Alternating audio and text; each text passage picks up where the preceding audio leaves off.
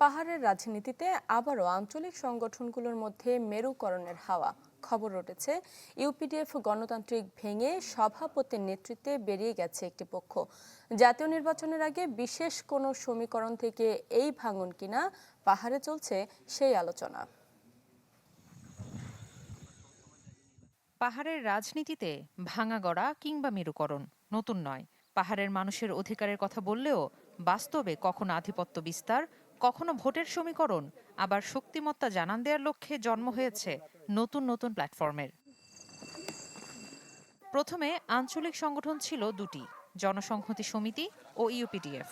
গেল কয়েক বছর আগে দুটি সংগঠন ভেঙে জন্ম নেয় আরও দুটি সংগঠন, ইউপিডিএফ গণতান্ত্রিক ও জেএসএস এমএন লারমা। এবার ভাঙনের খবর ইউপিডিএফ গণতান্ত্রিককে ঘিরে। সম্প্রতি খবর বেরিয়েছে সংগঠনটির কেন্দ্রীয় সভাপতি শ্যামলকান্তি চাকমা বা তরু চাকমার নেতৃত্বে একটি অংশ বেরিয়ে যোগ দিয়েছে জেএসএস সন্তু লারমা গ্রুপে, যা নিয়ে এখন গরম পাহাড়ের রাজনীতি। সভাপতি শ্যামলকান্তি চাকমা তরু।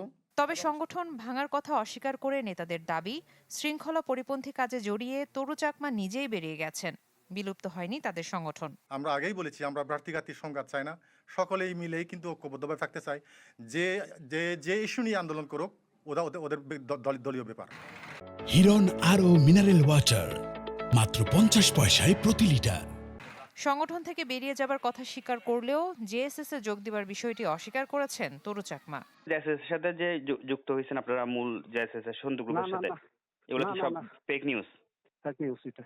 ওকে জি। আমাদের সব পার্টি আছে, আমরা কি তাদের সাথে কি আমরা কি হতে পারি? জনসংহতির সমিতিতে যোগদান করেছে বলে উল্লেখ করা হয় সেখানে, তবে আনুষ্ঠানিক কোনো যোগদানের কথা